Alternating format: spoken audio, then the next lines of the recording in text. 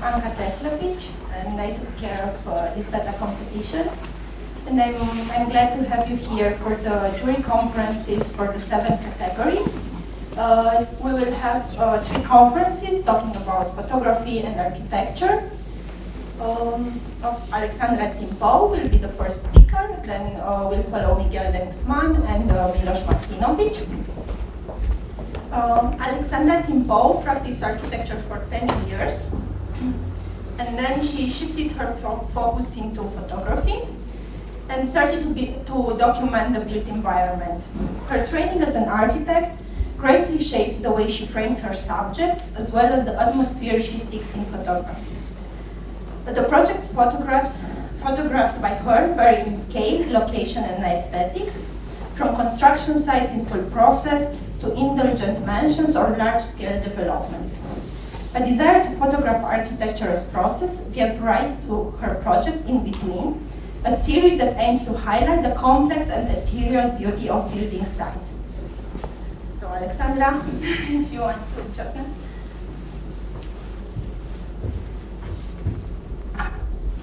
Okay, can you hear me? Hi. It's always great to write this text about yourself, isn't it? So, my name is Alex. As you can tell, I shoot buildings. They are not safe around me. I'm an architectural photographer. I was born, raised, and educated in Romania, and right after university I moved to the Czech Republic. I'm kind of also in between territories, but also in between professions. I practiced architecture for 11 years, I believe, and photography for 9 now. So it's been kind of a work in parallel for most of the time. And I like to think that my work is somewhere between softness and rigidity, and atmosphere and construction. This is I think, one of the first photos that I've ever taken.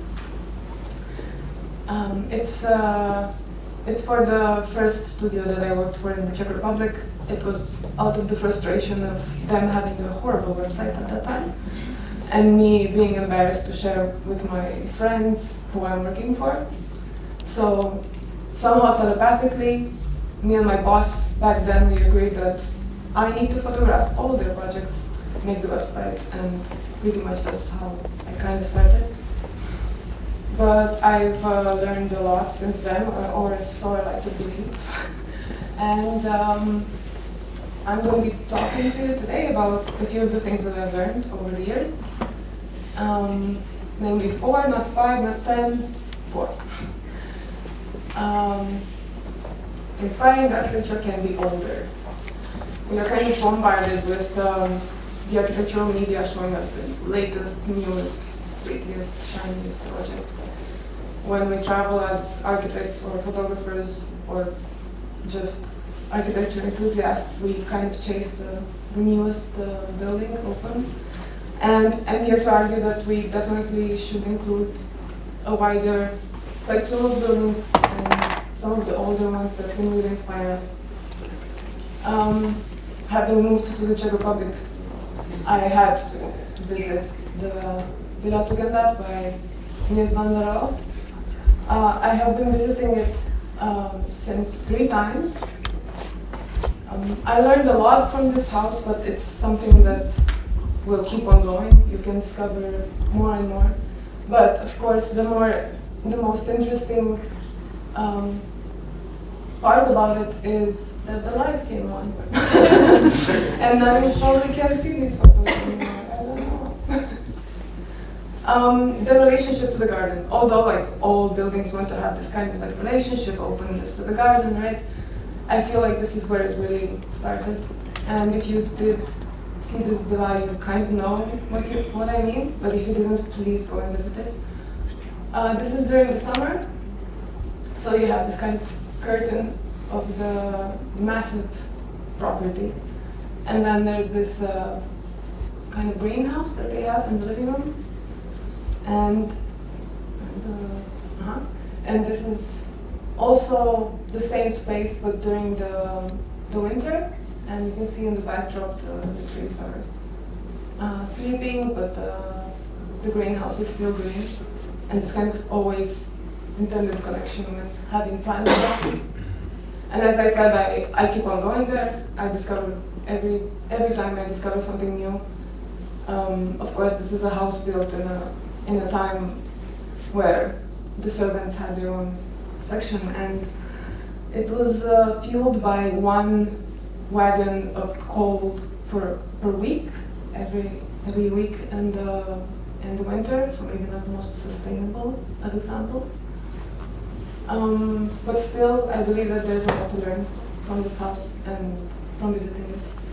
So I'm basically like the tourist department here of the Czech Republic, encouraging you to travel a bit. Although I would never advise you to work during your holidays, if you're an architectural photographer and you go to the Canary Islands and you go to Tenerife and then you go to Punta del Hidalgo, you will be met by this incredible structure, which is a series of lighthouses that was built by the state to prevent naval accidents in the north of the islands. The visibility is quite reduced there often because there's a phenomenon called Kalima there, which brings a lot of sand from the Sahara Desert and kind of enriches and populates the ocean and the island. So this is a photo taken at 3 in the afternoon, and that's how the sun looks like. The building is inspired by the local morphology. The cliffs are falling into the water in the same kind of like steps-like pattern, like columns breaking down. And it's laying in this incredible landscape of black lava field where there's a birds reservation, so you have a lot of little birds roaming around, but also you have tourists swimming in these swimming pools, natural swimming pools. And it oddly blends in, although it's a white tall tower, but somehow it always feels like it belongs there. I visited 4 times to the huge enthusiasm of my boyfriend. And yeah, I loved it. This is my favorite building in Prague. It's the restaurant, hold on, the restaurant of the pavilion of the Czechoslovak Republic during the Expo 58 fair in Brussels. This building was transported back to Prague after the exhibition had finished, and since then has been living on this balcony overlooking the city. During COVID, I was passing by it every day, and for a year I have been photographing it. This specific photo I took at least 100 times. Yeah, I'm probably gonna keep doing that, so. And I really love the fact that this building is constantly adapting. It's been a restaurant, office space, gallery, cafe. This is in the morning, upstairs in the previous kind of round space. 7 in the morning they're doing yoga, and some of us not doing yoga. And then an hour later, it's kind of a meeting space and a call for like small meetings. And yeah, this is just within an hour difference. This is the same space, but from the outside. So adaptability being incredible in this building, I feel like there is something that we should be striving for still in architecture now.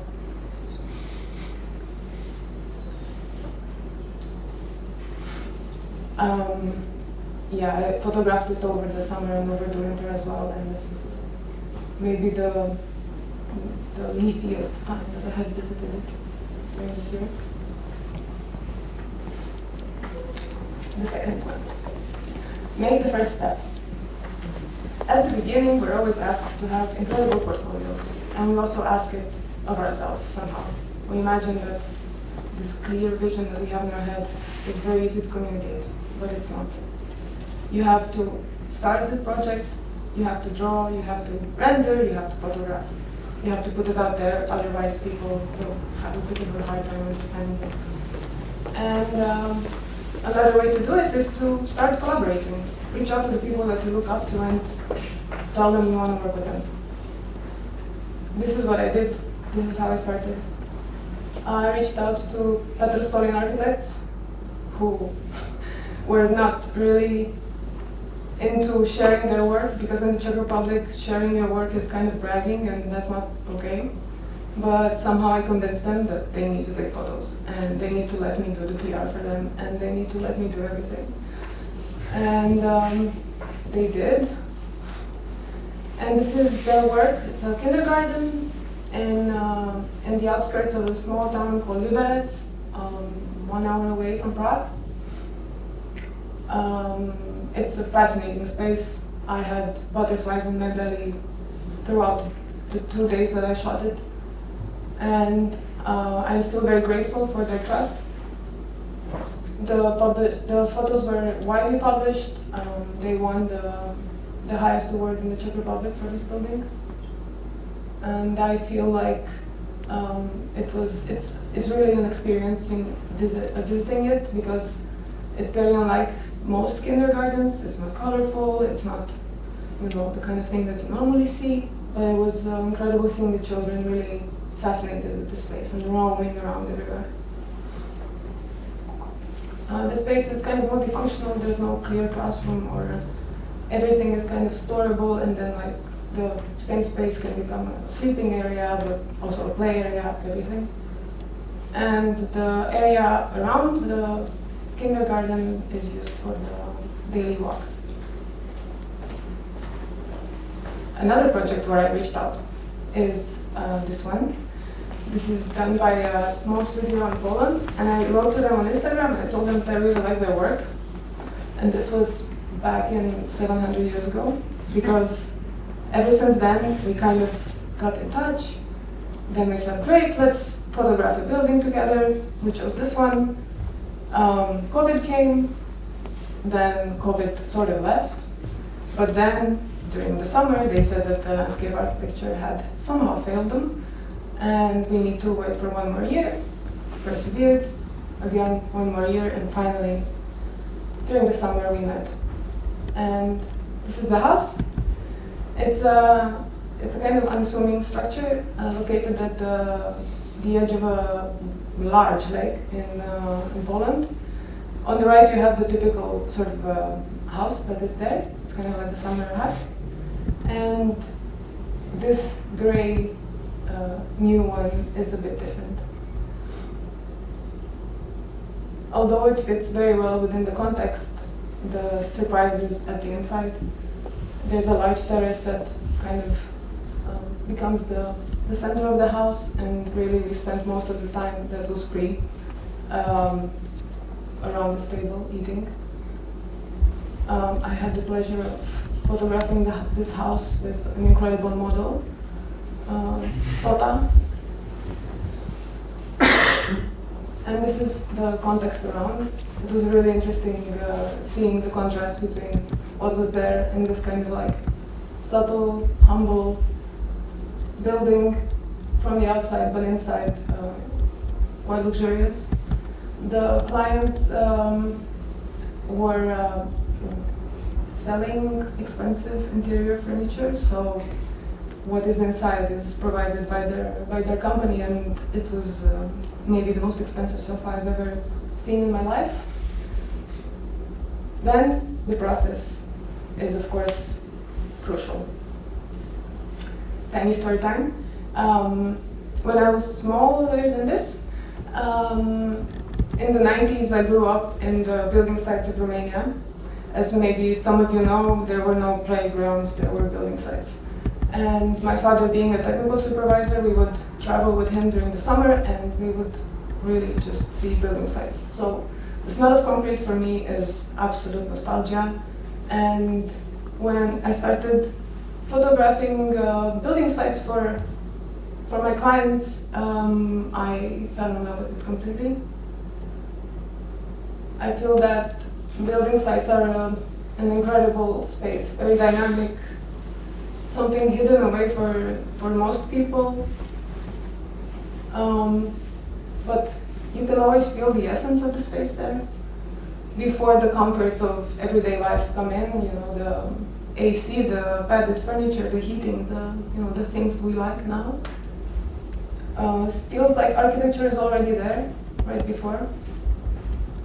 Of course, there's the wonderful encounters with the people working on the building site.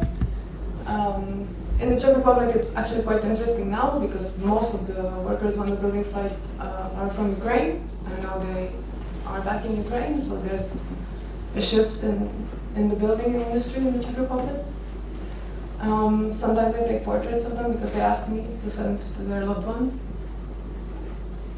And I was lucky enough that I had these sort of works during COVID, when all the galleries and all the museums were closed. And I'm really a geek of this, and I love going, and I really missed it. And I felt like I've been betrayed. But not when I started going to the building sites in the winter. This is actually a museum. Because I feel like you can always find something that feels like art in there, if you just maybe create it because you weren't allowed in a gallery for long, but maybe also because it really feels like art. I remember taking this photo and thinking that I'm so blessed that I can see this stuff, and I'm so sad that people can't, especially in that time of like being depleted from social interaction and the exposure to art.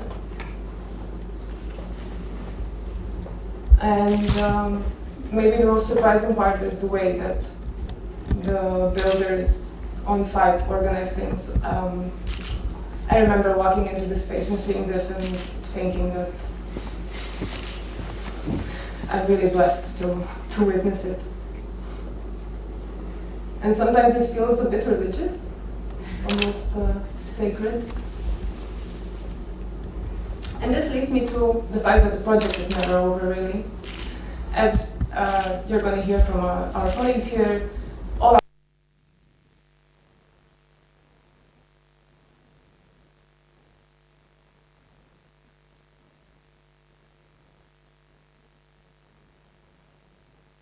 persons aren't there. Something's wrong. But sometimes some people let go, and this is the case of Mr. Jan Studeni, who approached me because he saw my series of building site photos, and he said that maybe this is a project for me to photograph. This is a family home outside of Bratislava, next to a forest. It is built for his sister's family, and there are many, many animals that live around the house and inside the house, including these two fluff balls. The house looks like this. I photographed it over a period of a year. I went there 2 times, and no progress happened, which for me was perfect because this met my love for building sites and my love for shooting quality photography in one. I was like a kid in a toy store. As you can see, progress is happening slowly, but they are very, very cozily living there and very happily living there. This facade is opening to a forest and their garden, which is intensely populated by parrots, ducks, bees, everyone. The chairs are there not for fashion, but because the space is so generous that they have the village cinema happening there every week. So everybody from the village comes there and they watch a movie on the projector because they have this biggest living room. Sorry. This is the interior of the rooms upstairs for the girls. They have 2 children. The walls aren't plastered because why would we plaster them when we have such art? And this is the kitchen, which maybe doesn't look like the modern ideal kitchen, but I've had some really delicious food there. so definitely works very well. That staircase is a staircase, but it's also a seating area. It's also a place to hide a lot of crap under, because we have to dig it out. And it's maybe the most sculptural element of the house. This is my favorite photo of the series, just because I lost my mind when I saw the tank of the toilet. And when this excites you, you know there's something wrong. And this is how Max introduces himself to the living room atmosphere. And if you're wondering why he's wearing a chain there, it's because he tried to bite my face. And luckily he didn't manage, so I'm here with you to tell you the story. Thank you very much.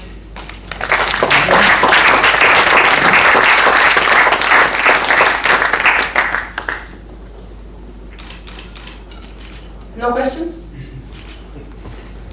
Thank you very much, Alexandra. Yeah, if you have some curiosities about her work, I think now is the best time. All right, Alexandra. I actually had curiosity. The building sites that you shoot, they are commissioned work? I mean, they are architects that are interested to photoshoot the process? There's a mix. There's people that hire me to photograph the building from the beginning till the end, so I shoot also the final project, or the final.